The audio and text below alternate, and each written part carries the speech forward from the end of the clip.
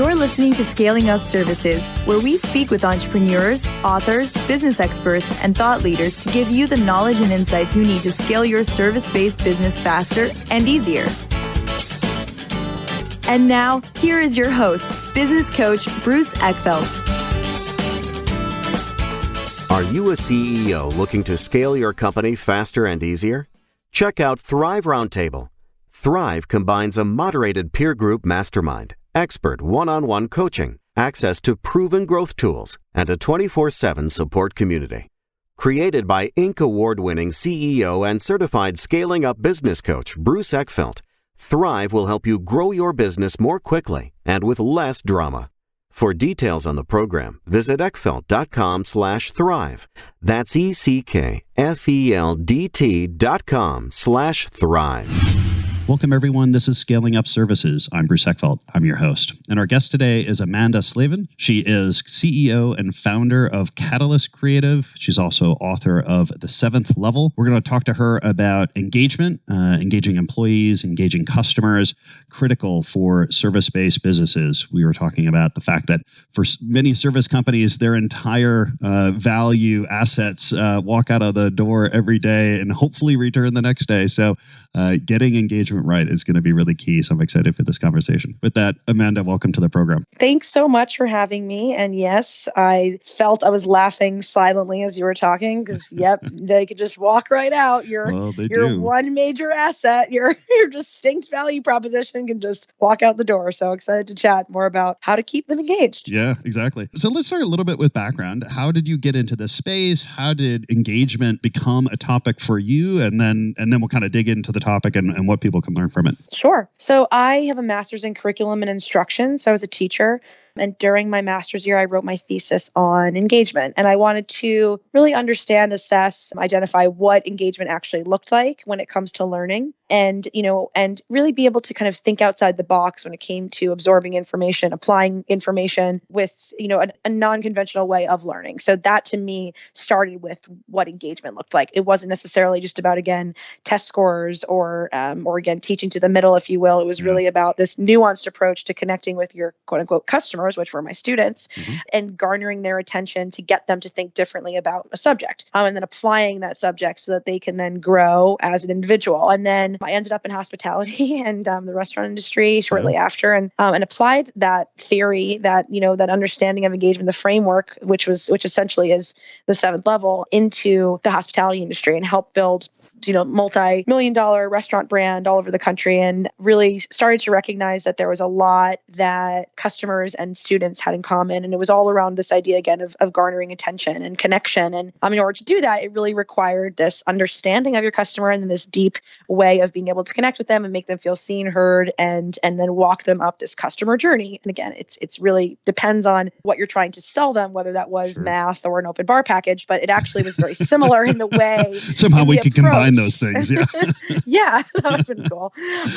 But, and in the sense of then, how I built my company, I ended up meeting my business partner, Tony Shea, who's the CEO of Zappos and is super passionate about customer service and corporate culture and really, again, kind of going the extra mile to engage his employees and his customers. And I ended up starting the company with him 7 years ago, as well as, my best friend, Robert, he's, kind of an experiential design expert. And we started the company with the intention to use my understanding of engagement, of education, of branding, of experiential and marketing, with kind of this combination of efforts of understanding the internal customer, the employee, as well as the external customer through being able to offer creative services, all with this foundation of understanding engagement. So starting with how do we deeply connect with our customers and then determine creative outputs to help execute on behalf of that understanding of what we need to do to connect with that customer. Yeah, fascinating. And so let's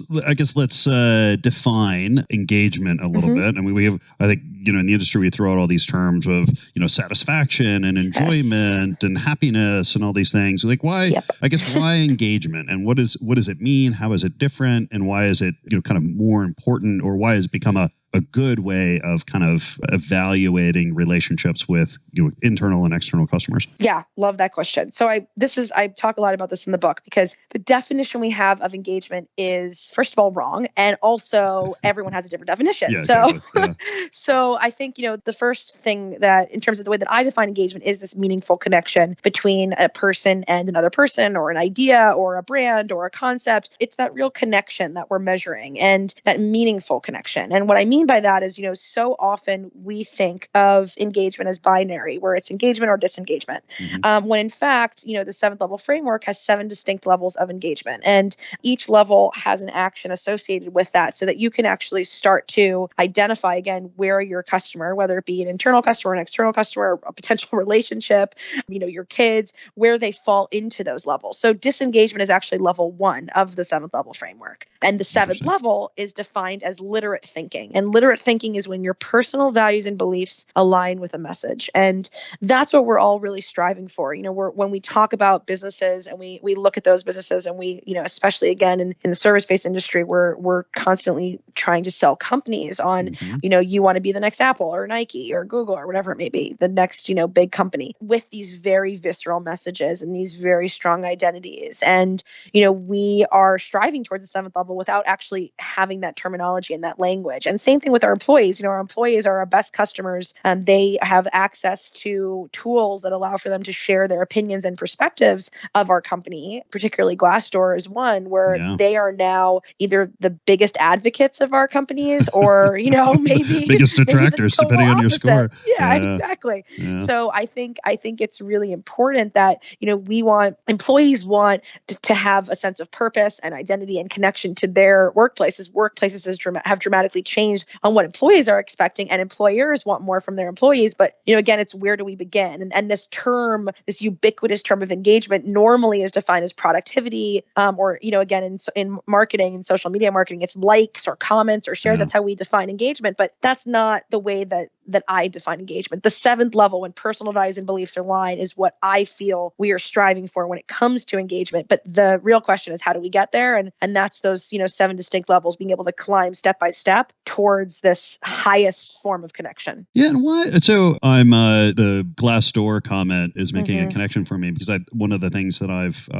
kind of discovered or read over time, because I've had several clients who have been frustrated with Glassdoor ratings, and they get a negative comment, and one thing that I've learned to kind of distinguish is between just a raw negative comment and a comment that is an indicator of someone who is not a cultural fit. And what I'm finding, or what I've kind of learned over time, is actually negative comments are not bad, particularly when they're characterizing why the type of person who would not be a good fit at this company. Yes. And in fact, I think a lot of people are looking at Glassdoor ratings, and if all they see is positive feedback, they get skeptical. But if they see that, 1 or 2 people who have been like, you know what, I left here or I was fired because, they think this is really important and that's just not something that I'm focused on. If that helps me see what it's like to work at the company, that can actually be a good thing. Yes. I talk about this I love that you're saying this. I also talk about this with Yelp reviews, by the way. Oh, yeah, exactly. Because I guess maybe the idea, which is why I like the engagement term rather than kind of happiness or satisfaction, because, satisfaction seems like such a low bar. Are you satisfied? It's like, okay, I'm satisfied, but I could be a lot better. That's the bare minimum. But it's about this fit. It's about a cultural fit, not necessarily about, it being fun. Is this the right place for me? Is this the right product for me? Is this the right company to be working with? And the fact is, it's not going to be for everyone. And the more that can be distinguished, I think the more successful you can have actually kind of this unique, valuable position in a market or from a industry point of view. Yes, 1,000,000%. And, when it comes to the opposite of engagement, I said disengagement's level 1 of these 7 levels. The opposite of engagement is apathy, not necessarily disengagement. So disengagement is defined as when someone is avoiding or idle from the task at hand. That's very different than an apathetic, person. An apathetic person, that's why I use Yelp as an example, is someone that really just wants to, be a hater to hate. Yeah, And they've you got can other tell.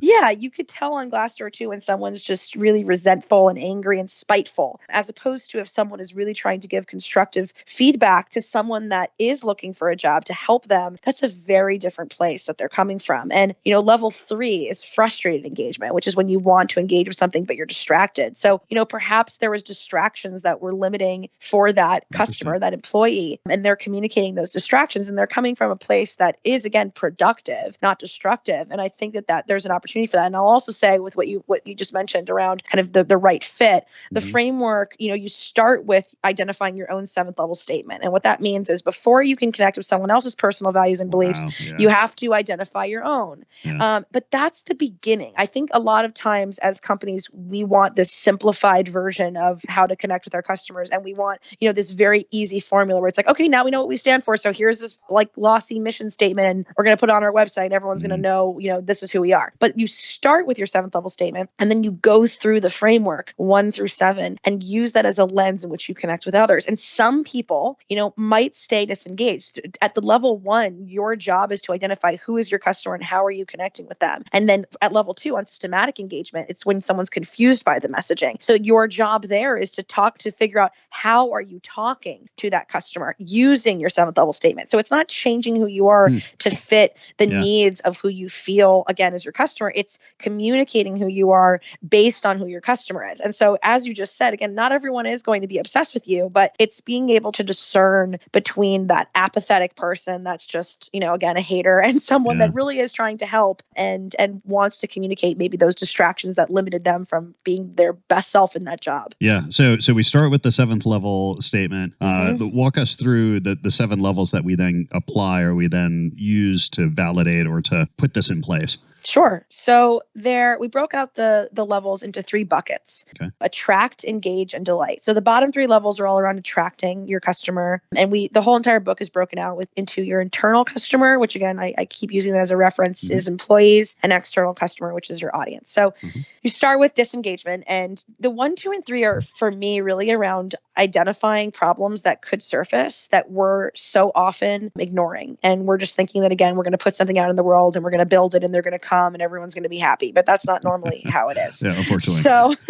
So when coming up and the framework can be used for a project, it can be used overall, like to assess your culture, but I'll use it in the sense here of just how it works generally. So level 1, disengagement, I've already mentioned, defined as someone avoiding or idle from a task at hand. The framework works where there's an action, questions, and a goal. So perhaps at that level, it could be that, you send out an email to your team and your employees are not responding or the majority are not responding. And then questions would be, is email the best way to communicate with them? Have I shared why this is important to me? Have I created rules around, when and what I expect from employees when I send out an email? And then goals would be to set the guidelines around communication processes. So that's one example of one level. Level 2, on systematic engagement, when they're confused by the messaging. This is a lot of the times with employees, particularly in service-based companies that are reliant on client work. The services sometimes change based on the client, which is exhausting. You want to keep the services the same, but then you also want to be able to pay payroll. So you just have to have that balance. So it's extremely important at level 2 that, employees know what their responsibilities and roles are internal to the organization as well as external to clients, and that there's no confusion. And, this is where account managers and project managers come in. This is a huge thing that we've really needed to. We're a fully remote team. We're 10 people, and then we have contractors and vendors based on projects. But, those contractors and vendors and freelancers there's not a sense of accountability or responsibility on those people that you would have for your internal full-time team. So how are you identifying roles and responsibilities? How are you ensuring that everyone's on the same page? How are you also assessing who's going to be managing those freelancers and contractors? It all seems like, well, we're already doing this, but it's not all in one place. So the framework allows for you to do 1, 2, and then 3, frustrated engagement, which is, again, when you want to engage with something, but you're distracted. So going back to those employees walking out the door, this is extremely also important when it comes to B2B service-based companies, is that there's just so much going on for so many different clients as well as your own business. And so, Slack, which is, I always bring up Slack, which I love for certain things, is tremendous for productivity.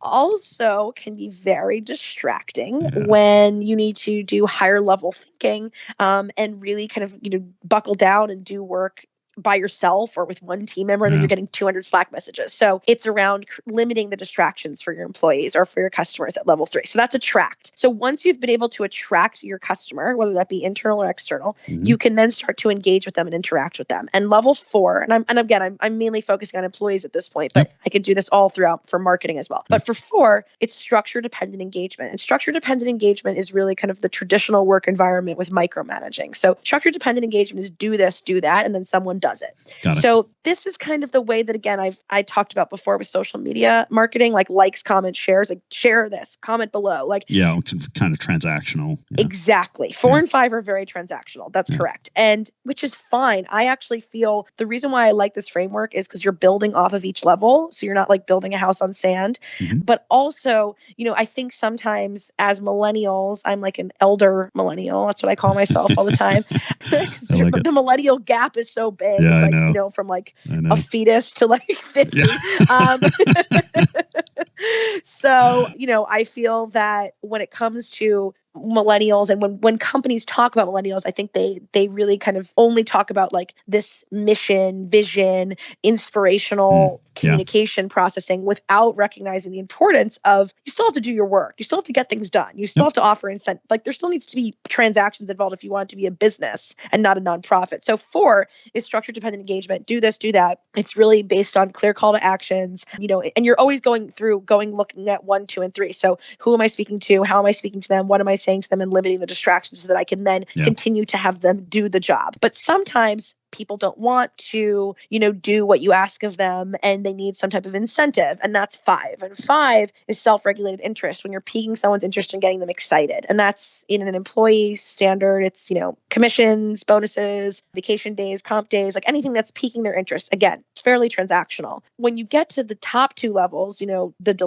delight bucket, 6 is when you're inspiring someone to set goals to make a difference in their life. So that's when your employees are really starting to think differently about how to build the business and how to be involved in those processes, and how to grow within the organization, not only for themselves, but for the company. And they start to see the company as this malleable, organism, if you will, that they have a way of being able to improve. And then finally, the 7th level, when their personal values and beliefs align, it's when they really become these brand advocates for your company. And that's what you see with Fortune 100 best places to work. And, these top agencies where these people are, wearing the merchandise and, representing the brand on their social media without being asked, or referring other employees, and really staying there for the long haul because they believe in what the company stands for. So that's kind of that entire process. And again, the way it works is, and we have all these free resources on our website, but it's action, question, goal. Identify an action per level, questions that guide you, and a goal to help bring you to that next level, always striving towards that 7th level, that deep, meaningful connection with your customers. Yeah, no, I think it's a great one. I think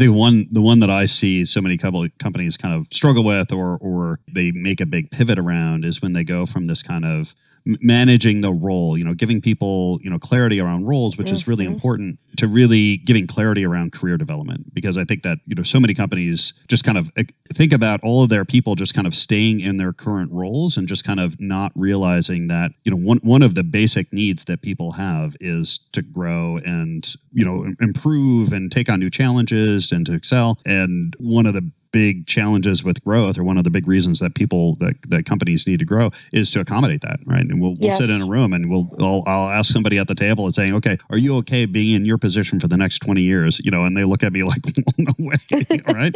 And so then the CEO is kind of like, oh, I get it, right? Like one of the reasons I have to think about how I'm going to grow and scale this business is because, my people want to grow and scale, and they want new opportunities. If I'm not providing it, that means they're going somewhere else. And if I expect to keep them around, I need to create that opportunity. Yeah. And I really like it though, where it's not in the same bucket. Level 2 on systematic engagement, confused by the messaging, combating that is clearly defining roles and accountabilities. 6, that's a huge jump from 2 to 6, is the career development and the personal goal setting, and being able to really help the individuals shine and determine what goals even look like and how to set those goals. So that's a if we bunch them all in the same category, that's when I think we become limited because we can't discern between, what are the first things that we need to do? What are those first steps? But if we break it out where we're like, okay, 2 is just about identifying, and I can go, this is probably a whole other podcast that we would have to do because my company operates as something within a corporate infrastructure called holacracy. Oh, really? Which is self-organization. Yeah. So I Tony's know Brian like, well, so.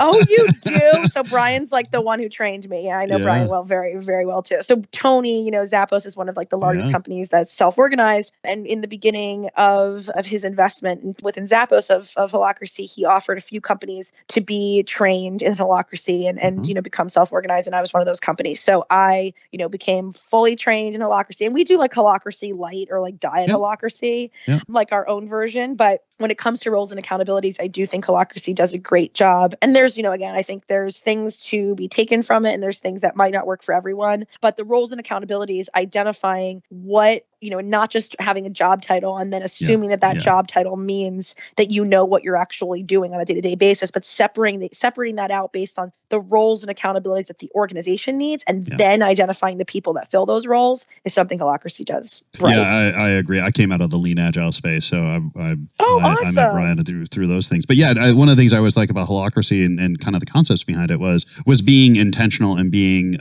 very specific around functional accountability and process and discussion and decision making. And I mean, I think that serves companies well, particularly when they're growing and scaling quickly, because the fact is the needs change, right? I mean, the moment you figure it out for what you need today, tomorrow it's going to be outdated, right? So the real power comes in a company's ability to constantly question and change that as the situation changes. And I think a lot of companies just get stuck, right? They get fixed on a way of doing things that ends up becoming their biggest bottleneck as they grow and scale. Yeah. And I think CEOs get stuck. I think that's where I remember Brian saying he really built holacracy for the CEO as well, because, I say this is a big thing with level 6, where, if you want to inspire someone to set goals to make a difference in their life and in the organization, then you need to create a culture that's conducive for goal setting for the company. And so I don't really understand companies where like the executive at the top makes these decisions, which impacts, all of the people who are then doing the work. And there's no real process other than like maybe a feedback form that allows for the people who are doing the work to make the decisions and actually guide a lot of the CEO in a lot of ways. So,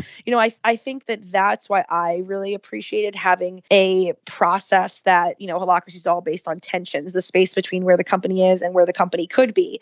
And it allows for everyone in the organization to be thinking differently. And even if that's all that holacracy does, even if it's not take a company going from a hierarchy and a bureaucracy to being self-organized, if all that a company thinks about is, okay, the tension is, I call it potential, but like where the company is versus where the company could be, what that space in between, what can we do to move the company forward? And what can each and every individual be thinking about to move the company forward, not just themselves? I feel like it at least gives more, again, of that malleability and that flexibility with scaling a business. Or again, sometimes you're not just scaling, you're also downsizing in order to scale. So it's like, what does the company need at that moment? Yeah, and that's an important point. It's really about what's the next most sort of beneficial configuration of the company that will get us to where we ultimately need to be. And yes, sometimes that is downsizing or transforming or pivoting into another mode in order to get us to our long-term goal. So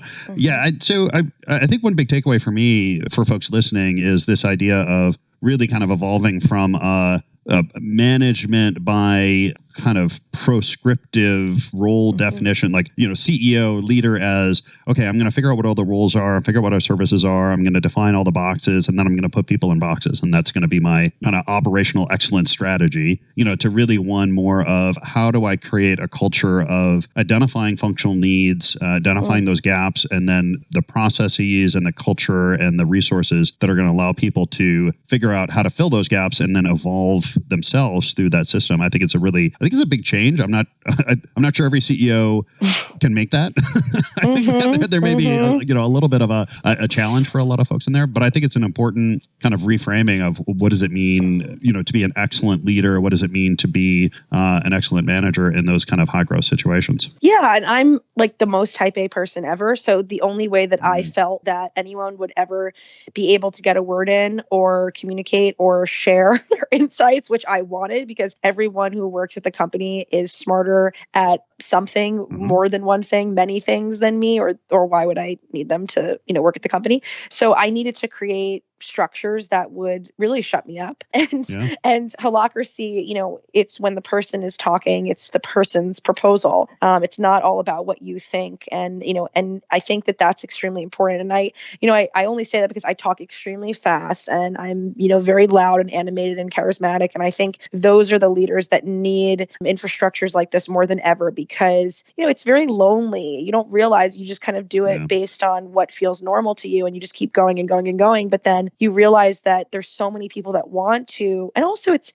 my 7th level statement is I believe in the power of inspiring and educating. Like I believe that everyone deserves the right to be inspired and educated. So that is the way that I want to work at a company. I wouldn't want a company where I was having to be at level 4 all the time and tell everyone what to do all of the time. Like that wouldn't feel gratifying to me. So I wanted a way of creating an organization that allowed for each and every person to step into whatever greatness that was for them in and outside of the workplace and challenge them to grow as human beings. So that to me is important to me, but maybe it's not important to everyone. Everyone has to identify, again, that 7th level statement. You could do your own personal and your company's 7th level statement to use that as the North Star in which you then make your decisions and determine what's best for you and for your company. Yeah. I'm curious with the leaders and the companies you've worked with as you go through this process, I have to imagine that if you take a company who hasn't really done much of this and you get them super clear on their 7th level statement, you get the leader really clear on what their personal 7th level statement is, that you are potentially in a situation where there's a whole bunch of people in the company that are not aligned to that. How does that come up? How do people deal with that? There's fallout. Yes. We used to run into this agile all the time, right? Companies would hire us and we'd come in and do an agile transformation. And the first conversation I'd have with the CEO is like, look, you have to be prepared for 20 to 30% of your people leaving. If you're not okay with that, we should not do this project, because if we're really going to do this, it means that we are laying down a new framework for thinking, for working, for operating, for making decisions. And not everyone's going to be okay with that. So I'm curious if you run into that and how you kind of advise or process that with the companies and leaders you work with. Yeah. So I think, again, once you identify that 7th level statement, it should be, I would hope that it wouldn't be so far off from what companies have already been doing, because that would be very scary. And if it is very far off, then there needs to be a full, as you mentioned, like a full reorg around, okay, what is wrong here? And how have you gone so long without understanding, again, this North Star, this like GPS and, what has been directing you thus far. So I think that's kind of a bigger problem. I call it brand acupuncture, like this idea of really, you go into a room. And this is actually why the 7th level was so important to me. And it is so important to me because as an agency, we would get hired for one problem that was on the surface. And so, maybe again, it was like, build us a website, produce an event, create a marketing campaign. But then once we, kind of dove a little bit deeper, we were like, oh, but there's a lot more problems that we're not being hired to solve. And this is affecting us being able to do our job. And so, it's really not setting us up for success or the company up for success. It's like putting really a Band-Aid on much bigger problem. And with acupuncture, it's being able to kind of identify that very specific pain point. So what I've seen is, by using this framework and walking through the process, you're really starting to see where your employees are within these levels. And, 99.9% of the time, well, I will just say 100% of the time, your employees are not going to all be at the 7th level. It just makes no sense. But it's really important and that's where the framework, I think, is a little bit less daunting than if I were to go in and be like, oh, you are really screwed. You have not been living by your 7th level statement and everyone's going to leave. It's more like, okay, so 30%. And we actually have a qualitative and quantitative assessment, like diagnostics that go into companies and say, like, like, okay, where are your companies around this issue, this launch, this concept, your mission, your values, whatever. And we can then start to look at, okay, 30% of your employees are, maybe at level 3, or most of your employees are at level 5. How do we get them to 6? How do we get them to 4? So it's really about being able to, again, identify where these individuals are within these levels and then helping them get to that next level, always striving towards the 7th level, but recognizing that, you might not get there with everyone. But the other important thing to note is that those who have reached the 7th level is to keep them at the 7th level and not to lose them, and to utilize them in a way that helps you build your business. So it's not just all on you. So those who are deeply engaged, what are you doing with those people to continue to build your business? So even in that company where, maybe there's 20 to 30% drop off, there's probably 20 to 30% of people that are obsessed with what you're doing, but you don't even know where they are or what to do with them. And maybe you're treating them the same way as you're treating those people who are at level 2 or 3. And that's a big problem to me, is we need to have a way of being able to, and also in an unemotional way, non-personal way, like not be like, that person's my favorite and that person is just annoying. It's more like those people are deeply engaged and those people are distracted. And how can I get those distracted people to be more productive? Or how can I get, those people who are at self-regulated interest, who are doing it because of the money, to be a little bit more inspired? And how can I get those who are disengaged to be maybe a little bit more understanding of what they're up to and not so confused by their job? So I think it's a little bit of an easier thing to wrap your head around. And it's not as daunting as, again, as I mentioned before, just like, well, everyone hates you, so they're leaving. No, I get it. So tell me a little bit about the companies you work with. What are your engagements like? I mean, give me some insights into the work that you do. Sure. So, really for the past, we're a 7-year-old company, CatalystCreativ is, and the 7th level has been our methodology, that really our secret sauce that we've used in creative output. So we've worked with a lot of major brands like Coca-Cola and W Hotels and Dell and Google. And it's really been on utilizing our framework to assess what we need to do creatively, whether that is, as I mentioned before, an output, like, okay, you need a new website. What are the problems? How are we using the 7th level framework to identify those problems? And then the solution is a website. Up until a year ago, where I, again, as this educator, and if my 7th level statement is to inspire and educate, I didn't really realize that I was just selling fish and not teaching anyone how to fish. Mm-hmm. And then I always say, like, when you're standing on the sun, you're blind. Like, when you're doing it, you're not necessarily realizing what you're actually doing, and that you're like, the cobbler's kids have no shoes. Mm-hmm. So we really backtracked and we're like, we need to get the 7th level out there and get everyone to understand it and to know about it and to learn about it, as opposed to us just using it for our own ways of being. So we have multiple ways of working with companies, whether that's, again, we have an internal, as I mentioned, a diagnostics tool, if you will, where we work with internal organizations through surveys, through interviews, through this analysis, and really identify where their employees are within this engagement scale, if you will. We have an external engagement roadmap. So we work with companies and we use the framework to say, okay, let's analyze all of the work that you're doing in terms of your external efforts with your audience, and then use this to determine, okay, where's your resource allocation? How much money are you spending at per level? Like, let's say, analyzing a quarter, an efforts over a quarter, and we can actually see, like, you're spending 90% of your budget at level 5, but it seems like your customers are actually at a level 2. So what are you doing to get them from 2 to 3? Why are you spending all of this stuff on influencer marketing, level 5, or sweepstakes, or, promotions, when you should really be focusing on clarifying your message at level 2? So it's being able to create that success roadmap of, like, this is where you should be spending your money. These are the resources that you should be, utilizing in-house. These are the resources you should be outsourcing. And then these are your next steps. And then we also have, one-on-one, more consultative individual packages where we work with, one person, and we say, or, a very small business, and we say, okay, let's use the framework to be able to just give you kind of a smaller package. So, like, what is your 7th level statement? What's your positioning? What's your messaging? How can you start from the beginning to really make sure that you're coming from this place that is true to what you believe in? And that's more of, again, kind of a hands-on package with one individual. And then the last is, again, we have all of our creative services. So using that methodology to execute. So all of those things I've just mentioned are more like us giving it to the organizations and being like, okay, now you can take this with whatever you want and run with it. But then we also can, use our findings and execute on your behalf, and actually build out a campaign or an experience or a brand, or a website, et cetera. So that's kind of the way that we've worked with companies in the past and the way we're working with companies in the future. Yeah, that's great. If people want to find out more about CatalystCreativ, about the 7th level, the book, what you do, what's the best way to get that information? The the-7thlevel.com, and 7th is spelt out. And a friend of mine, Cal Fussman, who's one of the best storytellers I know, he told me that Muhammad Ali always called himself like the greatest instead of the greatest. So he made sure to tell me to always go the 7th level. So that's why we have that dash, because it's really emphasizing the -7th spelt out level.com. And you could find out more information about everything there. Great. I'll make sure that's in the show notes, that the dash gets in the show notes. I love it.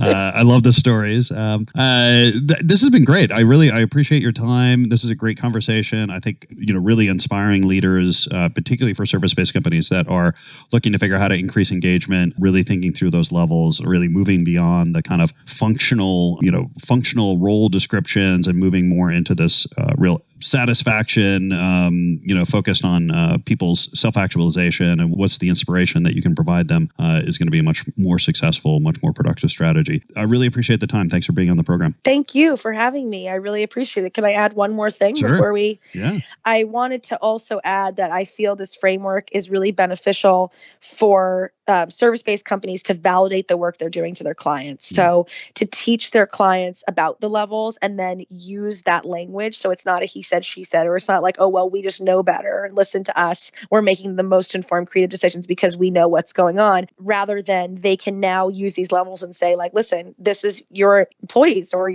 your customers are at a level 2. We want to get them to a level 3. So I hope that this also empowers these service-based organizations to really use this framework as a common language and teach their clients about this so that they can validate the work that they're doing, which is, it's just so much work. And I would only want this to make their life easier. Yeah. Well, I think any stakeholder inside their ecosystem, you could apply this to, and even nonprofits, people that are looking to, create value or benefit to, lots of different folks, whether they're volunteers or the beneficiaries and investors and donors and things like that. You could really use this framework to think through each one of those. Absolutely. Well, thank you so much for having me. This was awesome.